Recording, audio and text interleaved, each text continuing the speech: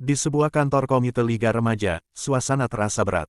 Tiga sosok muda berjalan masuk dengan langkah penuh harap, Hansen, Linyu, dan Yuchu. Mereka datang bukan untuk dirinya sendiri, tapi demi sebuah harapan kecil, sebuah bantuan yang bisa menyelamatkan kehidupan Yuchu. Di dalam ruangan itu, duduk seorang pengurus bernama Pak Yuping. Dengan nada datar dan penuh ketidaksabaran, ia menyambut mereka. "Kenapa kau datang lagi? Bukankah sudah kubilang, pengajuan bantuan mahasiswa butuh proses panjang, butuh bukti yang matang." Linyu menatap penuh cemas. Suaranya bergetar. "Lalu, sampai kapan kami harus menunggu, Pak?" Namun jawaban pengurus itu sangat dingin, menusuk hati. "Aku tidak tahu pasti. Yang jelas, setelah diverifikasi, baru bantuan itu cair." Linyu menggertakkan giginya, marah bercampur putus asa. "Aku sudah mengirim berkas itu sebelum liburan kemarin. Kau bilang akan meninjaunya, tapi sampai sekarang, belum juga selesai." Pak Yuping hanya menimpali dengan nada acuh. "Sekolah punya sistem keuangannya sendiri. Nona, kau harusnya mengerti itu." Seketika, Linyu terdiam. Dalam hatinya bergumam lirih. Jangan sampai Hansen menganggapku lemah, jangan sampai ia meremehkanku. Namun keberanian dalam dirinya akhirnya meledak. Dengan amarah yang tak terbendung, Linyu memukul meja hingga semua terkejut. "Pak, apa kau tahu keadaan Yuchu? Dia setiap hari hanya makan nasi dengan sup rumput laut gratis. Dia bekerja paruh waktu hingga jam 10 malam, bahkan menambah pekerjaan mencuci piring di kafetaria hanya demi bertahan hidup. Dan semua itu aku lihat sendiri dengan mataku." Ruangan hening. Guru itu hanya terdiam, tak memberikan sepatah kata pun. Emosi Linyu pun pecah. "Kau hanya diam. Apa pantas kau disebut seorang guru?" Kesal, Pak Yuping membuka laci, mengeluarkan sebuah stempel, lalu menaruhnya di meja. "Kalau begitu, ambil stempel ini.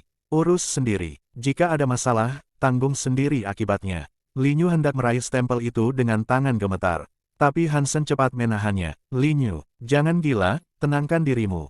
Namun Linyu, dengan mata berkaca-kaca, menoleh pada Hansen. "Hansen, apa benar kau menyukai Yuchu?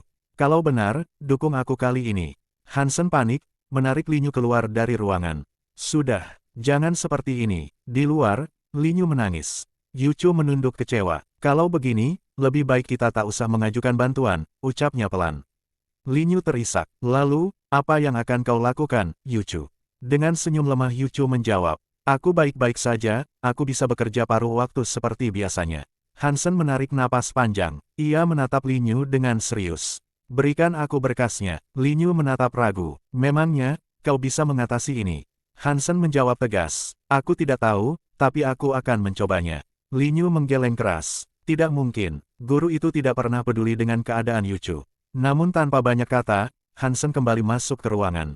Ia menunduk, meminta maaf sekali lagi kepada guru itu. Pak Yuping hanya menjawab singkat. Saat itu, Hansen melihat rak buku berantakan. Tanpa diminta, ia membereskannya. Ia menyapu, mengepel, bahkan menyeduhkan teh untuk gurunya. Hari demi hari, ia datang lagi. Membersihkan ruangan itu, merapikan lemari, bahkan ketika guru itu mengusirnya. Hansen tetap kembali, dengan alasan masih ada bagian yang belum selesai dibersihkan. Hari pertama, hari kedua, hari ketiga, hingga hari keempat. Hansen tak menyerah. Hingga akhirnya, guru itu menatap Hansen lama. "Siapa namamu?" tanyanya, sambil menawarkan sebatang rokok. Hansen tersenyum lelah, tapi penuh semangat. "Nama saya, Hansen." Mereka pun berbincang panjang. Dan untuk pertama kalinya, sang guru mulai bertanya tentang kondisi Yuchu. Dengan suara pelan, tapi penuh ketulusan, Hansen menjelaskan. Orang tuanya sudah meninggal. Ia hanya tinggal bersama adik kecil dan neneknya yang sudah sakit-sakitan. Keadaannya benar-benar sulit. Untuk bertahan hidup, ia menahan lapar dengan nasi dan sup sayur gratis. Biaya hidupnya, tidak lebih dari 50 yuan per hari. Mendengar penjelasan itu, raut wajah guru yang tadinya dingin, perlahan berubah. Ia terdiam, lalu mematikan rokok di tangannya.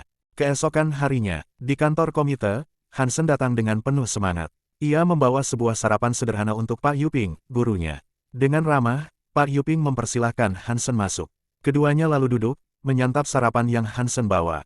Dengan ragu, Hansen akhirnya bertanya, "Pak, apakah sekolah juga bisa membantu mahasiswa untuk memulai bisnis mandiri di sini?" Pak Yuping menarik napas panjang. Universitas tidak punya banyak dana untuk itu.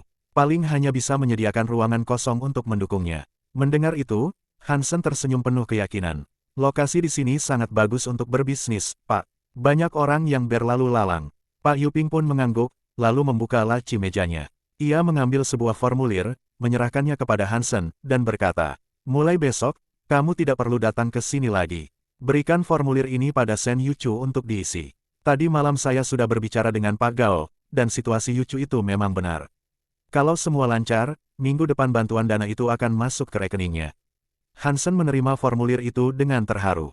Matanya berbinar, akhirnya perjuangannya membuahkan hasil. Suasana beralih ke sebuah kelas. Hansen duduk bersama teman-temannya. Dengan penuh semangat ia berkata, "Akan ada kegiatan yang diadakan bersama para gadis kelas kita." Linyu langsung menyarankan, "Bagaimana kalau kita adakan makan-makan dan karaoke?" Namun Hansen menggeleng. Teman-temannya pun tampak kecewa. Lalu Hansen kembali angkat bicara. "Bagaimana kalau menonton film bersama? Nanti laki-laki dan perempuan akan diundi berpasangan untuk menonton." Sekejap, wajah teman-temannya kembali bersemangat. Seorang teman berambut merah tiba-tiba menyela dengan wajah penuh harap. "Hansen, kalau begitu bisakah kau mengatur supaya aku bisa bersama Sanyanyan?" Semua tahu, Sanyanyan adalah gadis tercantik di kelas. Hansen pun menatapnya dengan nada sarkastik. Rokokku hilang. Kalau tidak ada rokok, mungkin aku akan menempatkan Cenglong saja dengan Yanyan." Sambil berlagak menghisap rokok yang tidak ada, Hansen tersenyum licik. Spontan, teman berambut merah itu langsung berlari keluar untuk membelikannya rokok. Sementara itu, Sen Yuchu tampak serius membaca buku di mejanya. Hansen tiba-tiba duduk di sebelahnya. Dengan nada menggoda ia berkata, "Aku tidak masuk kelas beberapa hari. Apa kau merindukanku? Aku tertinggal pelajaran. Saat ujian nanti, kau harus membantuku." Yuchu hanya terdiam. Hansen kembali menegaskan, "Kau dengarkan." Perlahan Yuchu menunduk, lalu menjawab lirih, "Aku mengerti." Tak lama, Linyu datang dan memarahi Hansen. "Kamu mengganggu Yuchu lagi." Hansen justru tersenyum, lalu menyerahkan formulir itu pada Linyu. Seketika wajah Linyu berubah menjadi bahagia. "Hansen berhasil, Yuchu. Akhirnya kamu bisa mendapatkan bantuan beasiswa ini." Yuchu tertunduk malu, wajahnya memerah. Dengan suara pelan ia berkata, "Terima kasih." Namun Hansen kembali menggoda, sambil mendekatkan wajahnya. "Sama-sama, kalau ada waktu luang, tidur saja denganku." Sekejap Yuchu terkejut, wajahnya merah padam. Parah banget kamu." Linyu langsung memukul meja dengan kesal. "Hansen, kapan uangnya akan masuk?" Dengan tenang Hansen menjawab, "Belum tahu. Kalau formulirnya cepat diisi, mungkin minggu depan." "Ngomong-ngomong soal kegiatan kelas, kita adakan nonton film bersama. Laki-laki dan perempuan akan diundi berpasangan di bioskop." Linyu mengangguk setuju. "Bagus. Cara ini bisa membuat semua orang lebih akrab." Hansen lalu berdiri di depan kelas, mengumumkan kegiatan tersebut. Semua murid tampak bersemangat. Mereka berbaris mengambil nomor undian. Hingga tiba giliran Yuchu. Ia mendapat nomor 706. Hansen sendiri mendapat nomor 707. Pasangan mereka pun sudah ditentukan, akan menonton film bersama. Namun, perlu diketahui, semua ini bukan kebetulan. Hansen sudah mengatur agar dirinya bisa bersama Yuchu. Suasana kelas semakin riuh. Semua murid begitu antusias. Sanyanyan, gadis tercantik di kelas, menghampiri Hansen. Dengan tersenyum manis ia bertanya, "Hansen, nomor berapa yang kau dapat?" Hansen menjawab singkat, "Itu rahasia." Namun Sanyanyan tiba-tiba merebut kertas di tangan Hansen. Ia melihat nomor itu, 707. Wajahnya langsung berubah, semangatnya meredup. Tanpa berkata apa-apa lagi, ia mengembalikan kertas itu, lalu pergi meninggalkan Hansen. Cerita kali ini selesai sampai di sini, guys. Jangan lupa like dan subscribe untuk menantikan kelanjutan kisahnya, hanya di channel ini.